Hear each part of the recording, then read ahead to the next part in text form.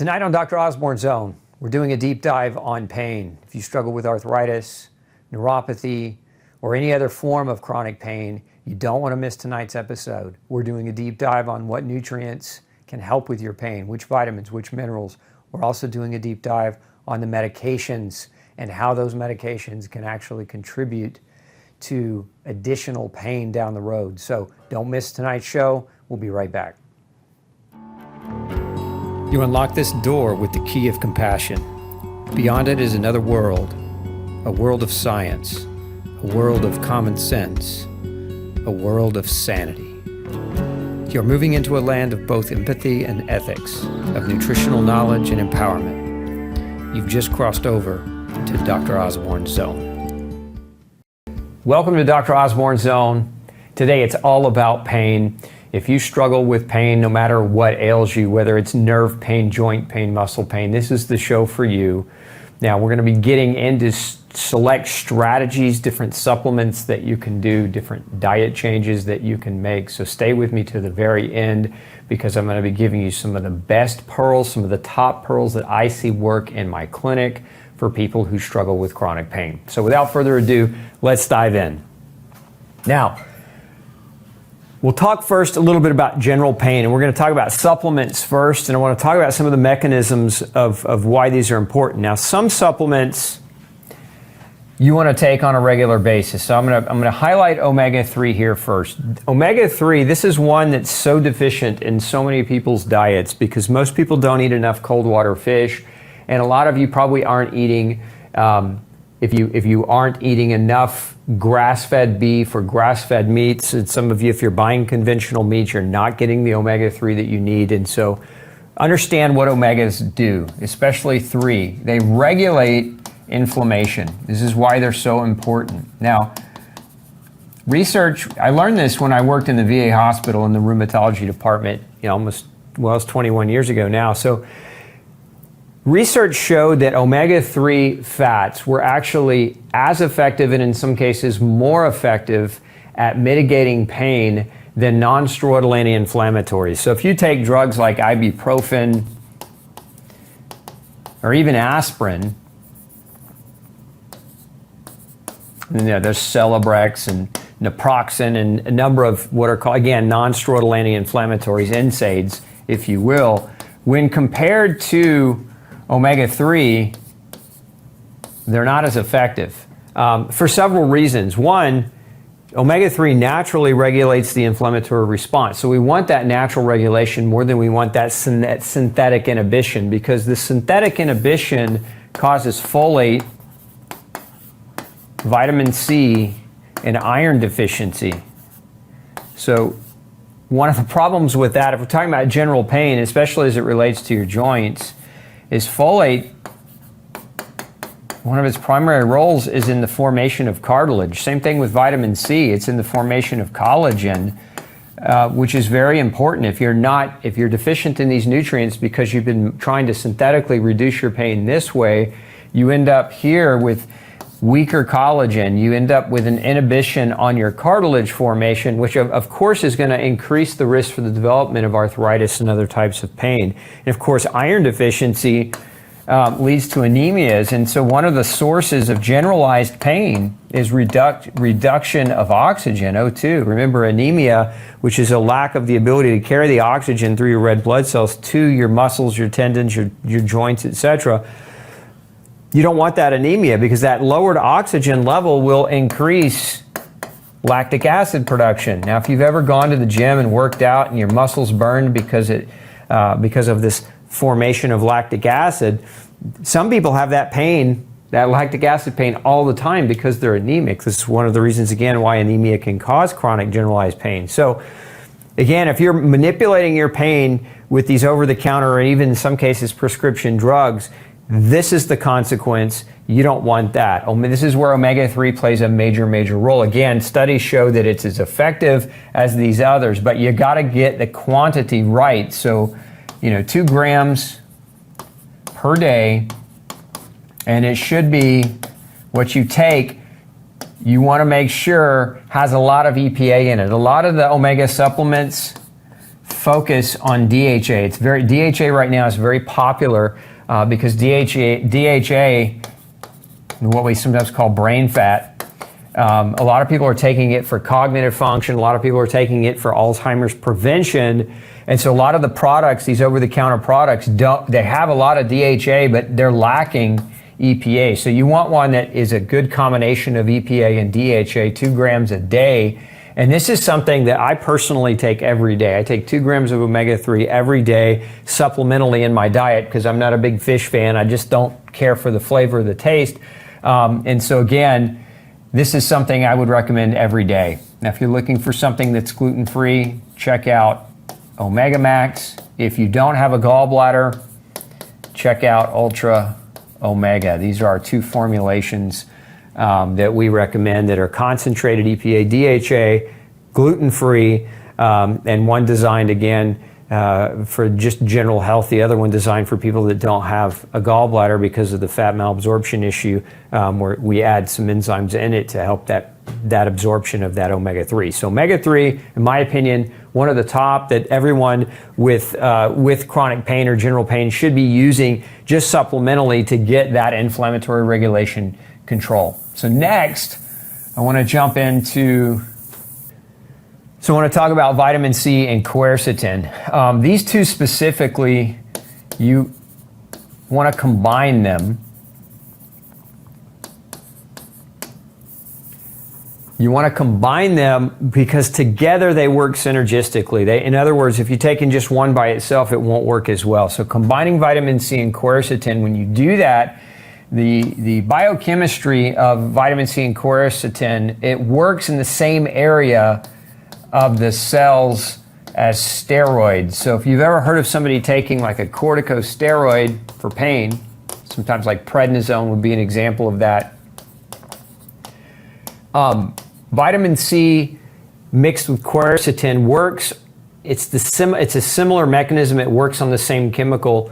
And a lot of times what we do clinically speaking is we put people on high doses of vitamin C and quercetin to help them when their doctors wanting them to wean off of their corticosteroids, we'll use these two to help them do that. But combining these two can be very, very effective for pain, especially inflammatory pain of your joints and of your muscles. Now, if you're taking drugs like corticosteroids, you also want to be aware that they deplete vitamin C. So again, here's the irony, is that the steroid itself actually depletes one of the very nutrients that could help you regulate your pain. But not just vitamin C, also they deplete calcium, they deplete vitamin D, they deplete magnesium. And I'm talking about long-term use. I'm not talking about if you used used it for a week. Some people go on like what's called a steroid dose pack for a week, and they start at a high dose and taper down. I'm talking about long-term use. People that are in chronic pain, that are in pain management clinics, and their doctors have them on kind of a consistent corticosteroid or prednisone indefinitely. If you do that, you're going to end up with these major nutritional deficiencies. Now notice here, magnesium is one of those things on the list for pain, and so is vitamin D. So again, the corticosteroids, they actually inhibit 4 of the nutrients that are on our top list for helping your body manage and regulate inflammation and pain. So it's important that you understand that, especially if you're on these drugs, because if you're on these drugs, you should be supplementing with all of these nutrients just to offset what the drug is doing, not even necessarily for the pain, but just to offset what the medication can actually do.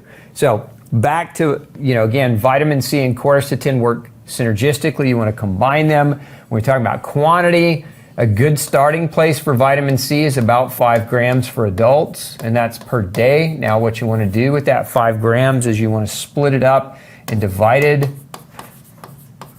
doses, because if you take 5 grams of vitamin C all at once, 1, it might give you loose bowels or diarrhea. 2, you're not going to absorb it as efficiently. So anytime you go higher than 1 gram at a time when you're taking vitamin C, the absorption rate of that goes down. So when you take a gram, for example, you'll absorb about 600 milligrams, which is 60% of that. So when you're taking vitamin C in high doses, a lot of it is lost and you're not absorbing it. So this is why you want to use divided doses. So when you take a gram 5 times a day, you're going to get the maximum amount of absorption.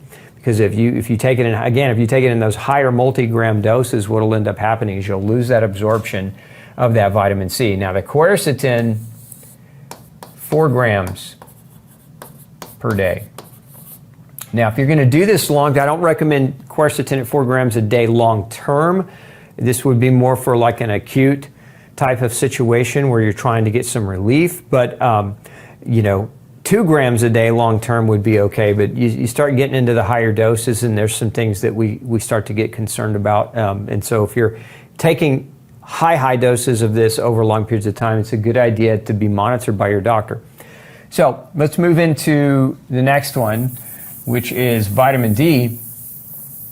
Now, vitamin D is super critical for a lot of different reasons as far as pain is concerned, but one of the biggest reasons with vitamin D deficiency causes muscle pain. I mean, this is a very well researched and very, very clinically very well proven. And so vitamin D deficiency all by itself can be a contributing factor to muscle pain, also to neuropathy.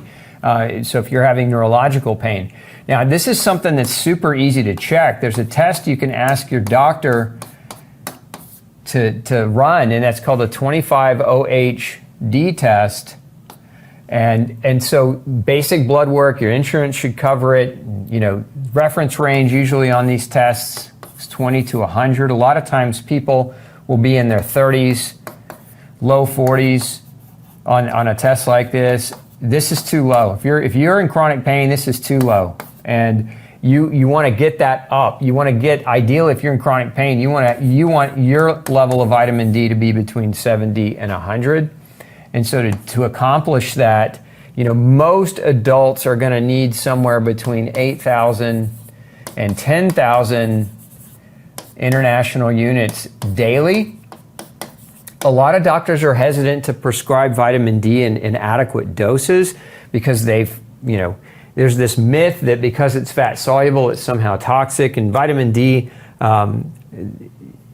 there's, to my knowledge, one case of reported toxicity, and that was an actual PhD nutritionist who was taking 1 million units of vitamin D a day. I believe it was for about a year. This is nowhere near 1 million units a day. And it's a very, very safe dose unless you have kidney disease. If you've got active kidney disease or active scleroderma autoimmune disease, then you want to talk to your doctor about your vitamin D needs. But if you don't, it's perfectly safe and perfectly fine to take 8 to 10,000 units IU per day, and then have your D levels checked. Again, have those D levels checked in about 3-month interval to make sure that you're getting up to this 70 to 100 range. And once you're in that range, it's a lot easier to maintain it. You don't need these heavier doses to maintain it. But remember, one of the things about vitamin D is that inflammation depletes it. Your body burns through more vitamin D when you're inflamed. This is why a lot of times we'll see people with rheumatological arthritis or chronic pain arthritis, their D levels are so low because their body is using every ounce of vitamin D that it has in order to help put this inflammation into check. So people with chronic inflammation, and there's a test, if you're not sure whether you have chronic inflammation, I mean, being in pain is a pretty good indicator, but there's a test that you can ask your doctor to run. It's called a CRP, specifically HS-CRP, that stands for high sensitivity C-reactive protein, and you really want this value to be at 0.9 or less. And if your CRP numbers are 3 plus, then that you're not going to correct your vitamin D with anything under this amount. Because I see a lot of doctors prescribe it, and they'll give like 2,000 units a day, and then they'll come back and recheck the vitamin D, and it's exactly the same. It didn't do anything to their vitamin D. It's because this person being chronically inflamed is not going to get a good correction because that inflammation will drive vitamin D lower and lower and lower. So vitamin D, very, very effective. You can get your levels tested, super easy to do. Ask your doctor. It's not a test that doctors oftentimes refuse people of. So there are a lot of the nutritional testing that I've recommended that you hear me talk about, doctors refuse to do. This is not one of those. This is one that it's very easy to get it done. Your insurance will pay for it as well. So get it checked. If you're in chronic pain, again, you want your vitamin D levels checked. Because again, it's something easy to do. CRP is something that's also easy to get them to order. So vitamin C, vitamin D, quercetin, we've talked about omega-3. Let's go on to turmeric. Now, turmeric is very effective anti-inflammatory. And one of the things I like about turmeric is the lack of really any significant side effects. Now, you can go too high of a dose. Certainly, some people take it too far for too long, and that's possible. Some people report stomach irritation with too much turmeric, but that's pretty rare as far as it goes. Now, if you're looking at meaningful dose, anywhere between 500 milligrams a day and 2,000 milligrams a day. And this again, this higher dose, I'm just be clear with all of you, it's not for long-term use. If you're in chronic pain, remember, you can use natural things to help with it, but ultimately your goal should be find the source, right? What is driving the inflammation? What is driving the pain? Now, if it's not trauma, right? Because trauma sometimes is the source of the pain. So you might sprain or strain something or pull a muscle, or have a traumatic injury. But, barring trauma, so again, trauma is a really good time to use some of these higher doses of things I'm talking about, because you're trying to, in an acute situation, you're trying to improve the quality of the pain or the quality of your life by helping with the pain. But if you've got a chronic autoimmune inflammatory situation, to stay on this indefinitely as a crutch or a Band-Aid is not the greatest of ideas. You really want to figure out the source of the pain, and we'll talk more about that here in just a minute.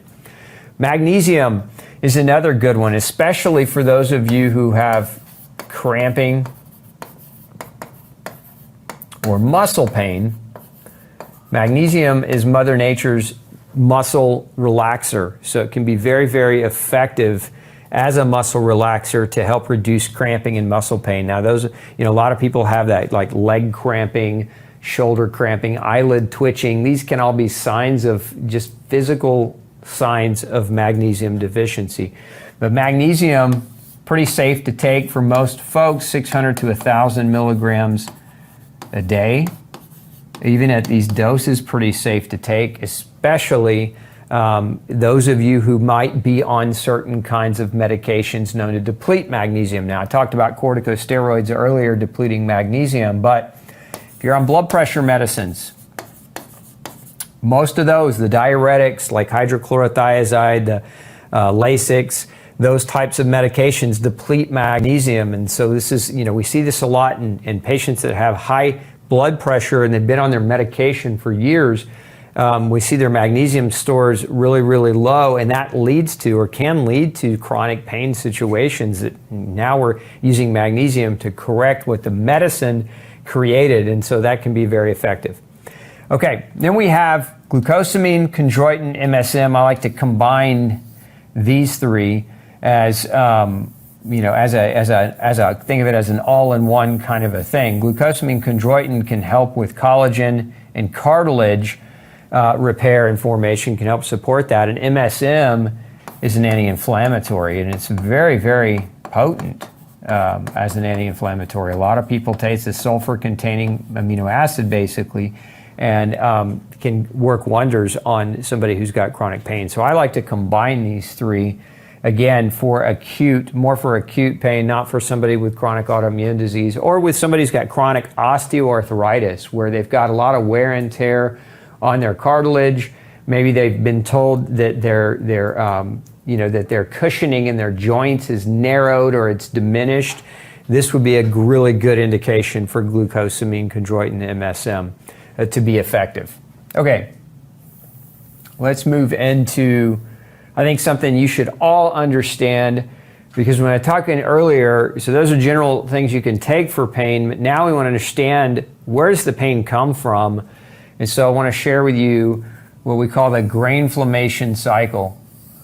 Grain-flammation, those of you who aren't familiar with gluten or with the components that are found in grain that are known to be major triggers of chronic inflammatory pain. So let's talk about some of those things. So a lot of people are familiar with this right here, this gluten, because it's had so much press and there's been so much research done, and doctors like myself, we've been talking about it for 20 plus years.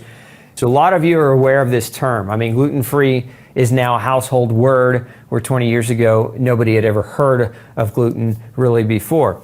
Now, so beyond gluten, we have all these other things that are found in grain, because one of the arguments I hear a lot of people say is, well, grains are great sources of fiber, grains are great sources of vitamins, grains are necessary for human health, and all that's a lie. Grains are not necessary for human health.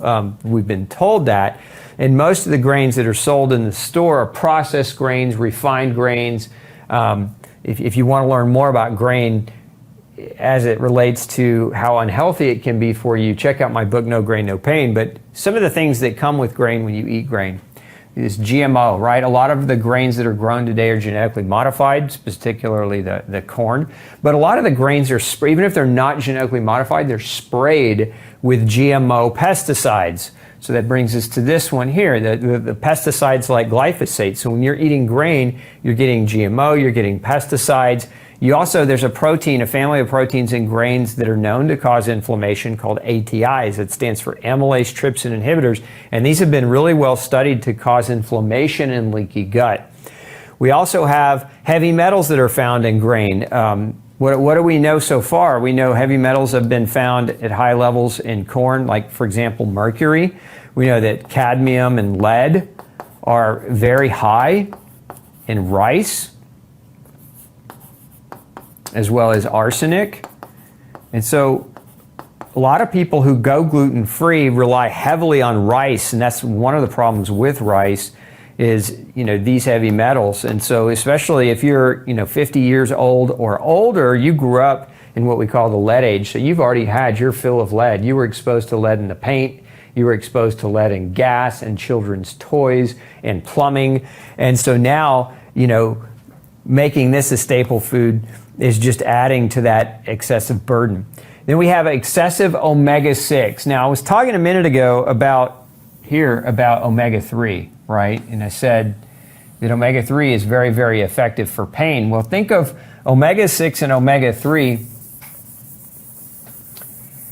The average American has somewhere around a 16-to-1 ratio in their diets of omega-6 to omega-3. 16-to-1, meaning they're getting for every one gram of, they're getting 16 times more omega-6 than they are getting omega-3. Let's just simplify it and say it that way. Now, that being said, omega-6 and omega-3 are like two kids on a teeter-totter.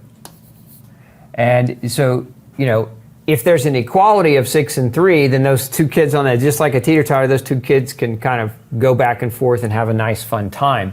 The average American diet, though, is the 6 is 16 times greater than the 3. So imagine you got a super fat kid, over here, and then you got a little tiny skinny kid on this side. And so what's going to happen in that situation is not going to be fun for that skinny kid. It's the same thing that happens in your body. When your 6 is so great and your 3 is so low, what that does is it drives up inflammation, but it does something else as well. It increases the blood viscosity.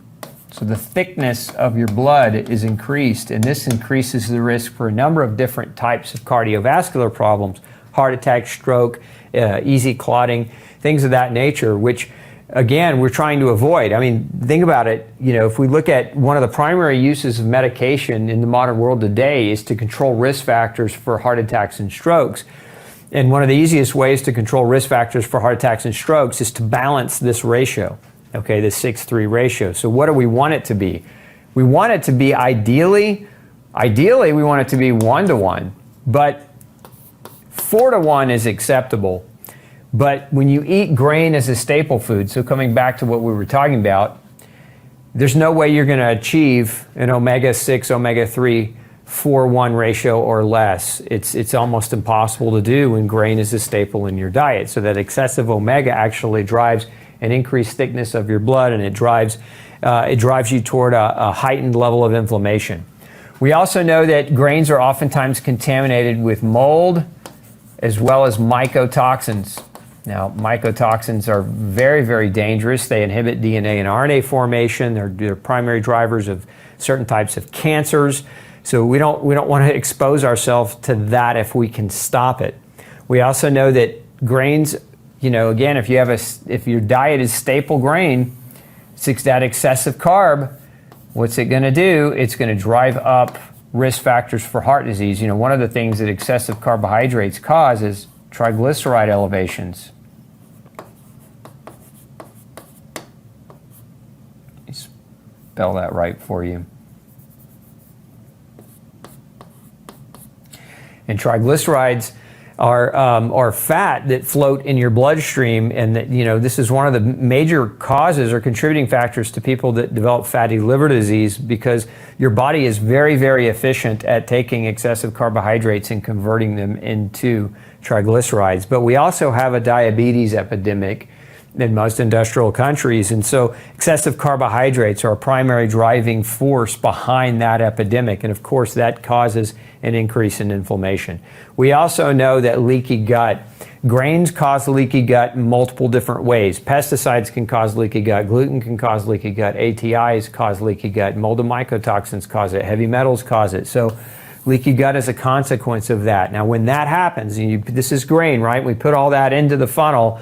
What do we churn out of that funnel? Well, we end up with inflammation, hence the term grain-flammation cycle. Once you start the inflammatory process, what typically the next input for most people, they're in pain, they go to their doctor, what do? They get prescription drugs. They get things like steroids, things like non-steroidal anti-inflammatories, even as much as drugs like opiate drugs or medications to manage their pain. I mean, pain management is a multi-million-dollar industry, right? And a lot of that industry could be shut down completely if people would change their diets and get out of this cycle. But one of the things that also happens when we have the inflammation is we get an increase in cortisol response. So the cortisol goes up. A side effect of cortisol going up is muscle loss. Remember, cortisol is a catabolic steroid. That means it breaks down your body's tissues, particularly your muscle tissue. Now, high cortisol over time causes high blood pressure. High cortisol over time causes blood sugar to go up. So again, these are two of the major risk factors for heart attack, stroke, diabetes, etc. So all because of inflammation, right? That cortisol response can be very, very detrimental. And this is another reason why people that are in pain management, then their pain is being managed by steroids, end up developing weight gain, high blood pressure, high blood sugar, and eventually diabetes. And as I shared with you before, these same drugs, even if your body's producing them, is going to deplete your vitamin C, your calcium, your magnesium, and your vitamin D levels. And so that in and of itself becomes a problem, because if you recall, a lot of the things we said were helpful for pain are those very things. The vitamin C, the vitamin D, the magnesium, all can be depleted again by steroids. So once we get cortisol response, muscle loss, we start seeing weight gain. And it's the wrong kind of weight gain. It's not the good kind. It's usually the central fat, the fat around the midsection, which is the most inflammatory and it's the most dangerous. And when people gain weight, one of the things that happens physically is joint compression and wear and tear of the joints. So we get inflammation that can cause joint pain directly, but then we also get the weight gain that causes the compression with the wear and tear on the inflammation. And this cycle just continues on and on and on. Why? Because of diet. This is why diet has got to be your top priority strategy. You can take all the supplements in the world, but if you don't change your diet, you're going to end up in trouble. So those of you who don't know or haven't read,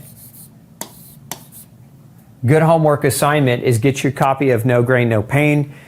You can check it out at the library if you can't afford it. It's free at the library. It's relatively inexpensive and probably one of the best investments you'll make if you're trying to get pain under control, because the diet itself eliminates a lot of the foods that we know contribute to inflammatory processes within the body that drive the pain mechanism forward. So you got to change your diet. If you don't change your diet, all the supplements in the world are going to be bandages, and you're going to spend a fortune in pills and still not get better and still not get the results you want. Now, in addition to diet change, this has got to also be prioritized.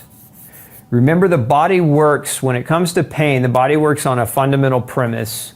And I know you've heard this before: use it or lose it.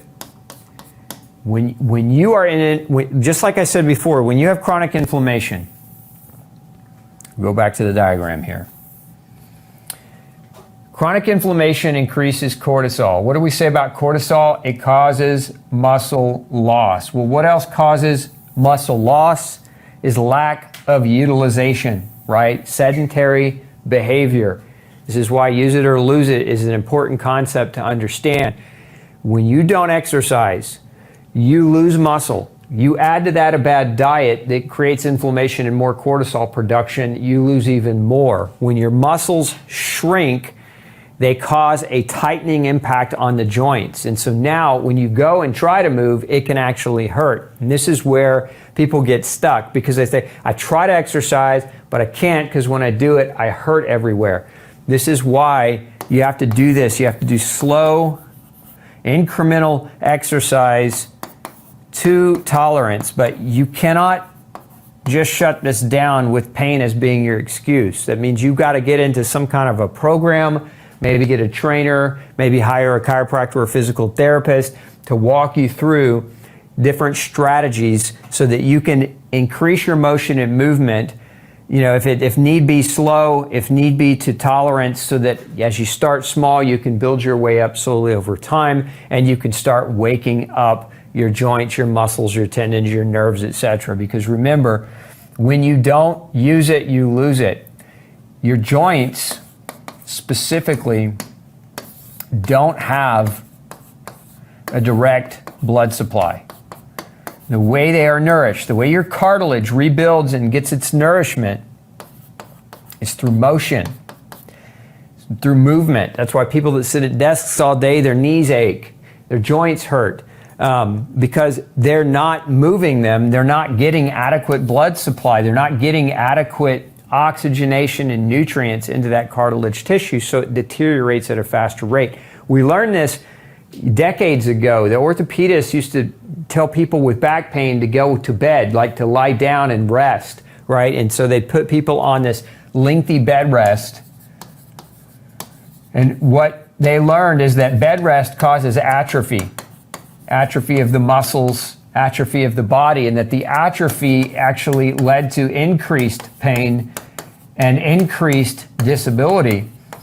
And so movement is life. Motion is life. You've got to get moving again. So I know some of you watching this may be hurting quite a bit. You may be in quite a lot of pain, and so movement might seem relatively challenging for you right now, but start somewhere. My point is, start somewhere, even if it's slow, even if it has to be done to a small degree of tolerance. There's this, PBS used to have run this show, what was it? I think it was Sit and Be Fit.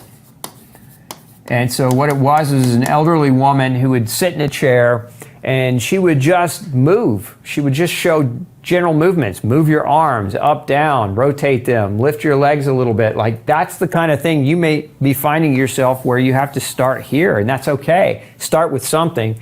Don't give your excuse to do nothing, because that's where you're going to really find that atrophy is going to increase your pain and your disability, and then it's just going to become the excuse. So you've got to get back to motion and movement. And so going back to that first slide, what will help you get back to motion and movement, hopefully with less pain and more tolerance as you start to move, are these things. And that's why we talk about them. So if you're struggling and you need a little bit of help, consider taking some of these things if you're that person who finds yourself really struggling to be able to exercise due to pain. So use the nutrition to reduce some of your chemical pain so that you can start with movement, because movement will have another impact on your pain. Okay, let's talk about a couple of key things that I know a lot of you may struggle specifically with joint pain.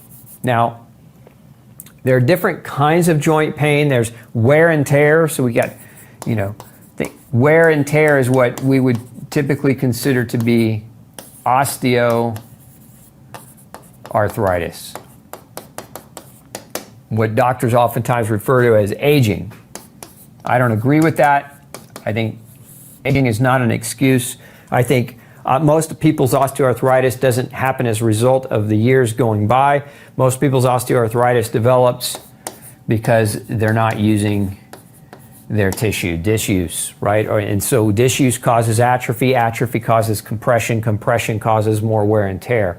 The disuse is where a lot of that begins. Now, trauma can do it too, but specifically, severe trauma. So like if you broke a bone or you really had a major injury or accident, you could have some wear and tear that never properly healed fully after an injury, and that's where aging has nothing to do with that. So, but joint pain specifically, I've listed out over here on this side of the screen some different supplements that may help tremendously with joint pain. And one of them that really oftentimes is overlooked is this right here. Most people don't eat collagen in their diet. Years ago, people used to make, it's made a comeback here in recent years, but years ago, people would pressure cook the bones and pressure cook parts of the animal that was very rich in collagen, pressure cook those down into a kind of almost like a gelatin, if you will, and that would be used in soups and stews. That would be used to make gelatin, and because it's rich in collagen, and collagen is a very, very important protein that is required to produce cartilage and tendons and ligaments. So the structures around your joint require collagen for their formation. So collagen as a supplement can be very, very helpful. I personally like to put collagen in coffee if I'm going to drink coffee, or even in tea, because it mixes really well when you mix it with warm water, and it blends in really nice, and it's relatively flavorless, but it gives your coffee or your tea a kind of a creamy consistency. So it's a really easy way to get it in your day. Some people put it in smoothies or just drink it in water, but if you're already doing these two things, it's a real simple thing to add. We also have magnesium, which I've talked about already. Magnesium is very critical for cartilage formation. So you can't form and make collagen without magnesium. Magnesium also acts as a natural muscle relaxer. So muscles are tight around the joints, then it will compress the joints, creating pain. And a lot of people develop joint pain because of muscular tightness or muscular imbalances. So this makes magnesium a good friend. Now, you can take supplemental magnesium. You can also use Epsom salts or magnesium baths. Some people also use magnesium sprays. All these are effective ways to get more magnesium into your life, beyond food. Of course, you should try and shoot for eating food that contains high levels of magnesium as well. Electrolytes. This is a big one for those of you that exercise, that are struggling with chronic pain.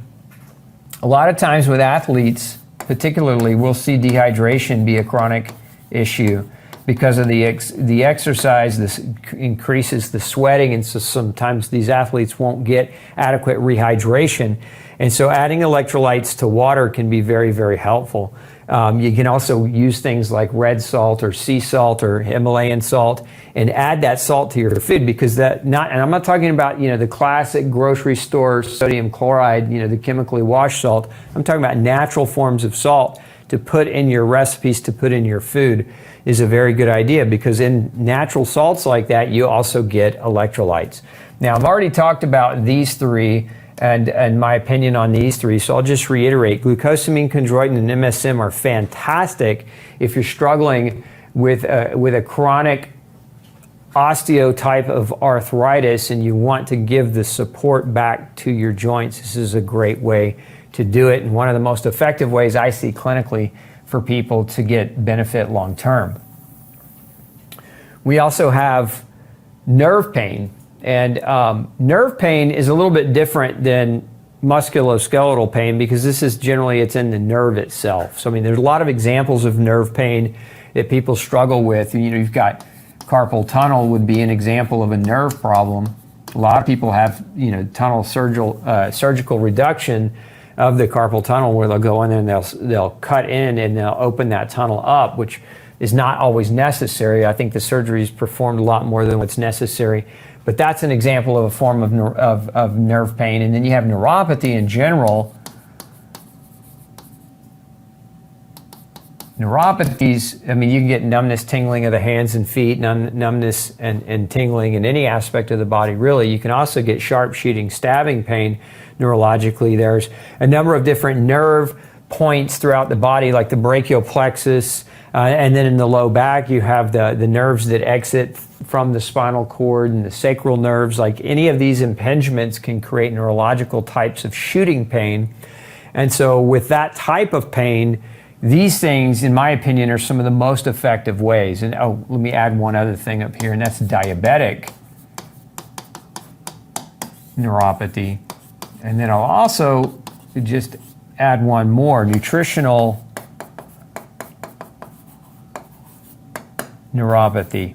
Because a lot of people don't realize that nerve pain can be caused simply by not having this right here, B vitamins. This is true of diabetic neuropathy because high levels of carbohydrates deplete B vitamins. It's also true of just nutritional deficiency neuropathy because not getting adequate quantities of B vitamins in the diet can contribute to neuropathy. You see this a lot specifically in strict vegans who do not supplement.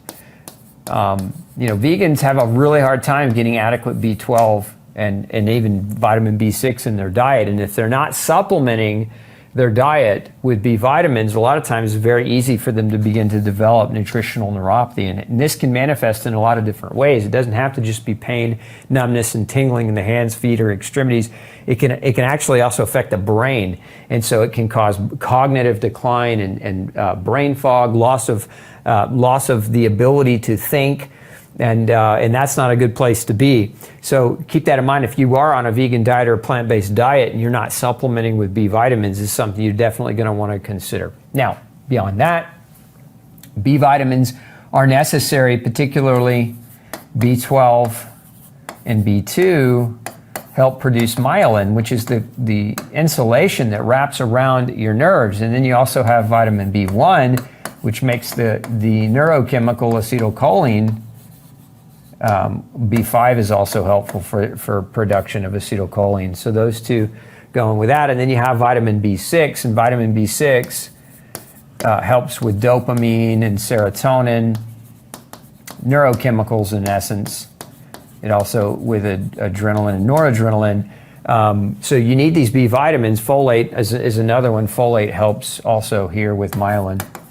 So I'm trying to be inclusive of them all, right? So the B vitamins are so important in neurological capacity to function, and that's why deficiencies of B vitamins lead to so many types of neuropathy. So if you're struggling with a neuropathy and it's non-traumatic, you didn't get an injury, it just set in, think B vitamins first. Always think B vitamins first.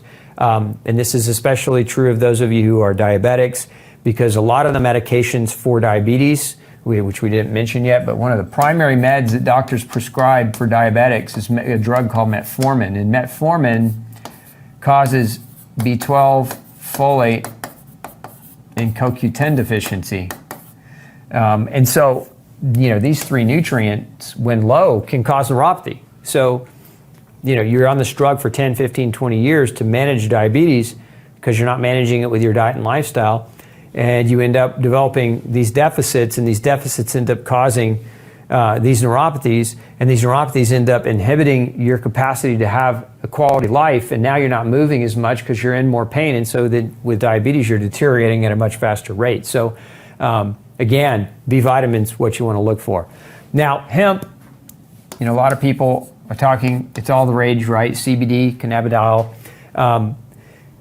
This compound can be very, very helpful for people that struggle with neurological types of problems. This is especially true of neuropathy, but also remember that migraines are a form of neurological pathology or neuropathy. So, CBD can also be extremely helpful if your problem is neurologically oriented. So if you haven't tried that, now there are different kinds of CBD, and anywhere from 10 to 50 milligrams of CBD is the range or the dose that I've seen be very, very helpful for those who are struggling with neurological pain. And then there are also, with CBD, there are also roll-ons where you can roll it onto your skin, or creams you can rub onto the skin and it can soak in, and it can also be very, very effective for some people who have severe neuropathy.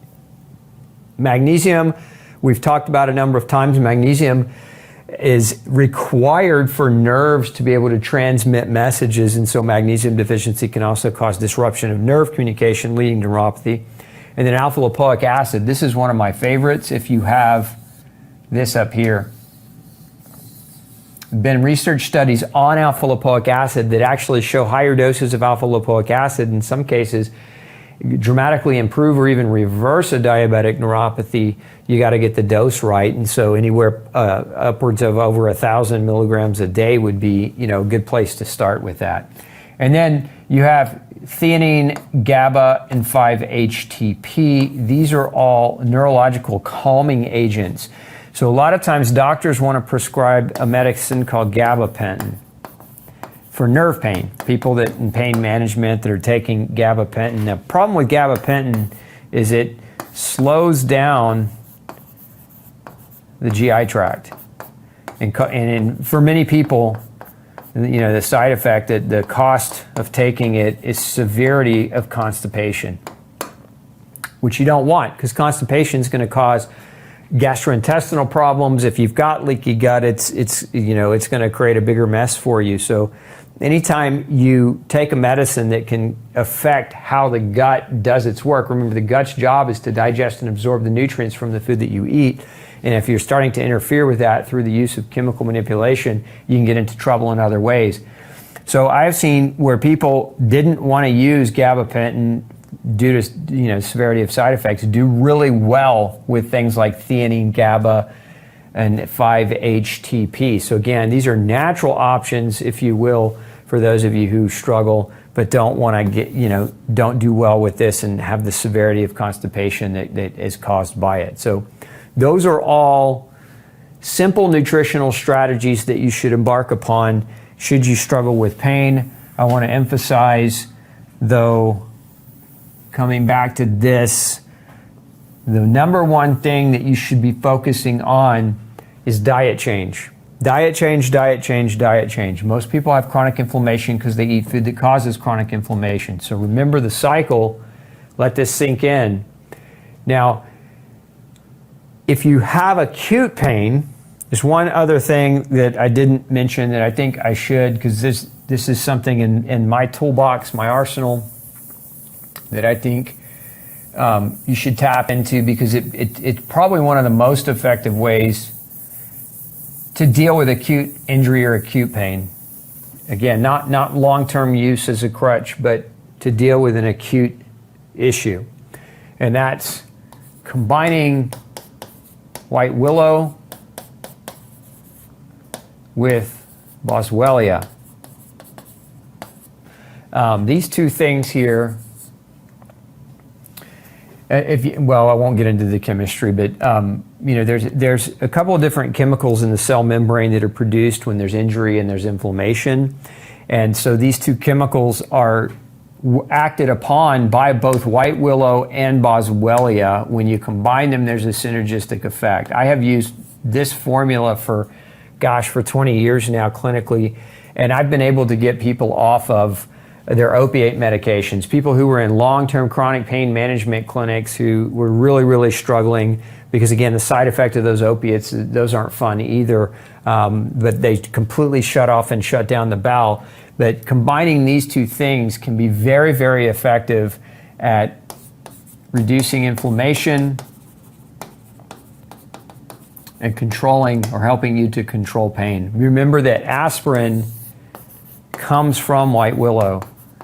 The problem with aspirin is, 7.5 milligrams, which is a little less than a tenth of a dose of a baby aspirin, can cause gastric damage. So I don't recommend long-term use of aspirin. Now, a lot of people, their cardiologists will say, take an aspirin daily, right? And so now you've got this major problem with gastric damage and intestinal bleeding potentially, and loss of iron through that blood loss, which leads to anemia and more pain. But White Willow doesn't do that. White Willow doesn't do that. So to me, this, similar mechanism of action without the side effects, it's natural.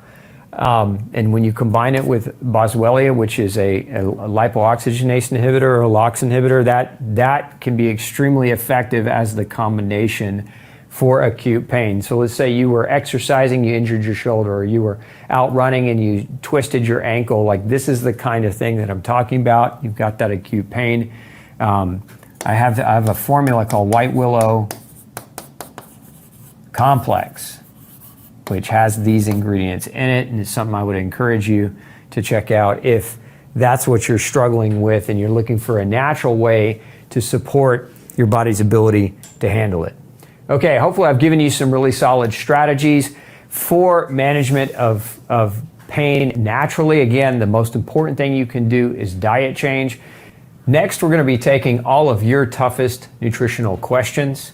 And if you've got questions you'd like to write in with, make sure you send those to glutenology@gmail.com.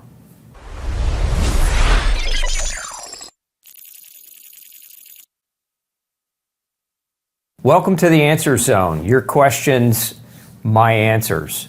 Please don't consider any of this medical advice, but we're trying to give you some guidance and some places where you can begin to have meaningful conversations with your doc. So let's dive right in. Martina asks, for how long after accidentally ingesting gluten does the body produce antibodies?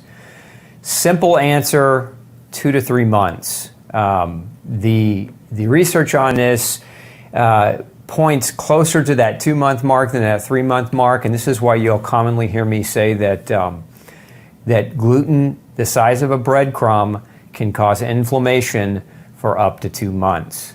Now, what I'll do is I'll put a link below this where you can go read about the scientific breakdown of how the body reacts to gluten and how long gluten can stay with you and how long you can produce antibodies. So thanks for writing in with your question. This next one from Penelope. I continually have sore feet, including neuropathy and arthritis in my toes, plantar fasciitis, low back pain and hip pain. I'm stiff and sore 24/7. I do foam rolling for fascia release. I don't know what to do next. Help, please. Now, Penelope, of course, you're already following the no grain, no pain diet. And so if you're still struggling, the number one thing that you can do if you're still having chronic pain is to get your nutritional levels tested. A lot, especially with neuropathy, a lot of neuropathies are persistent B vitamin deficiencies. And so it could be B12, it could be B5 or folate or vitamin B1 deficiency that's contributing to that. And so you'd want to get those levels measured. Now, also, part 2 to that would be to get food sensitivity testing done. You might be reacting to some of the other foods. So if you've cut grain out and you're following the no grain, no pain diet, and you're still struggling, there could be some key foods you're continuing to eat that are playing a role as a trigger to your persistent pain. Christina wants to know, what changes can we do to improve an autoimmune disease if you're on a low budget? So, great question. Look, if you want to try to conquer autoimmune disease, number one, read No Grain, No Pain. All right, I wrote this book to help people navigate through recovering from autoimmunity using diet and lifestyle. And it's an extremely, extremely effective method. So let's talk about, so beyond the book, right? Because the book you can go pick up at Amazon, $8 or $9. You can even, if you're really on a low budget, you can go to your library and you can check it out.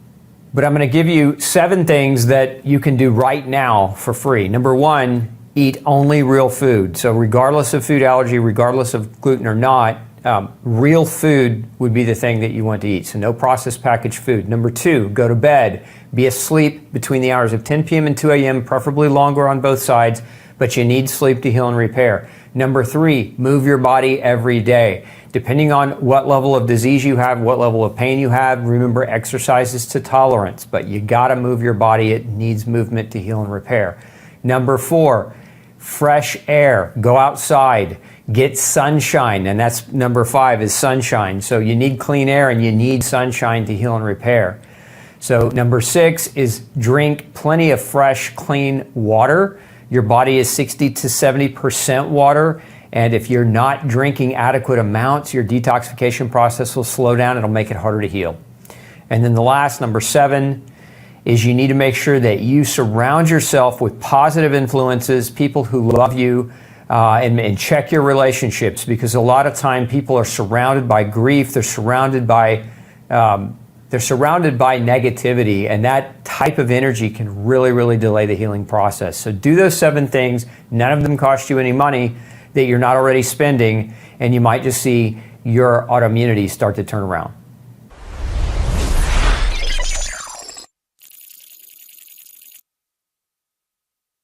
Thanks for tuning into Dr. Osborne Zone. Look, if you're looking for some of the nutrients we discussed in tonight's show about pain, I've put those down in the comments and in the description below for you so that you can go check those out in more detail. Have a fantastic evening, and we'll see you next week for another episode. Thanks for tuning in to the Dr. Osborne Zone.